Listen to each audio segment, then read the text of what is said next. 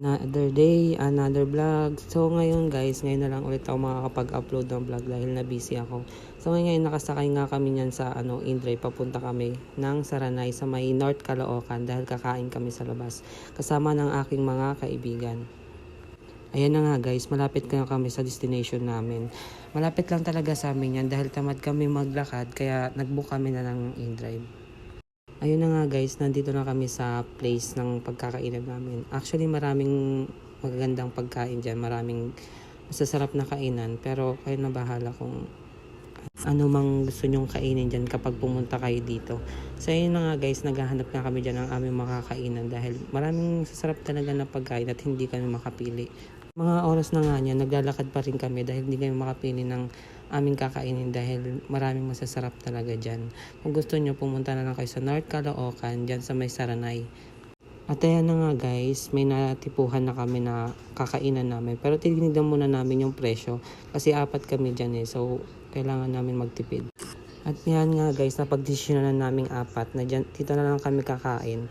Basta makikita nyo na lang dyan kung saan kami kumain. Makikita nyo naman yan dyan sa may video. Panoorin nyo na. Guys, dyan kami kumain. Hindi ko mabasa kasi dikit-dikit Kayo na lang magbasa kung saan yan. At anong kainan yan. Yan na nga yung pagkain namin guys. 6.9 na lang yan. Good na para sa apat na tao. Ayan na nga guys. Pagtapos namin kumain doon, naglakad-lakad kami para maghanap ng iba pang pagkain na matitikman. Ayan na nga guys. May nakita kaming iniihaw na talaba. Tumingin lang kami pero hindi kami bumili. Lakad doon, lakad dito. Ang dami kasing pagkain, hindi kami makapili. Ano ba gusto nila? Ayun na nga guys, may nakita kami yung umuuso sa TikTok, yung nilalagyan ng maraming sibuyas. Nagtanong-tanong lang kami diyan kung magkano at nabitan rin nila yung iniihaw na balot na maraming sili. Sabi namin kay ate, babalik na lang kami kapag wala na kaming nahanap na ibang pagkain at bibili kami sa kanya. Oras na nga yan, napadaan kami sa may pizzahan.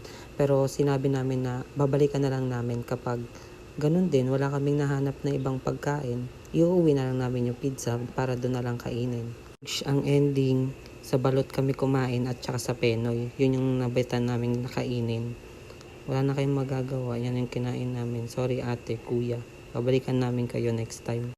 Ayun na nga guys, fast forward natin. Pauwi na kami sa mga oras na yan. Nagtatanong kami kung magkano yung tricycle. Ang mahal nga ng tricycle, 15 isa.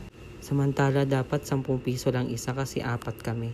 So ayun nga guys, fast forward na natin. Nakarating na kami sa may Bikas niyan. Pauwi na kami, naglalakad na kami. Habang naglalakad kami, kwentuhan lang na para bang walang naubos na pera. 'Di ba? Fast forward natin guys, sa mga oras na nga yan guys, malapit na kami sa uuwian namin. At ayan na nga guys, nakauwi na kami. Dala-dala namin yung pizza ni kuya na na-scam kami dun. So ayan na nga guys, malapit na kami dyan makauwi. At tatambay na kami dyan mamaya at kakain na ng pizza. Thank you for watching. Like, follow, and share.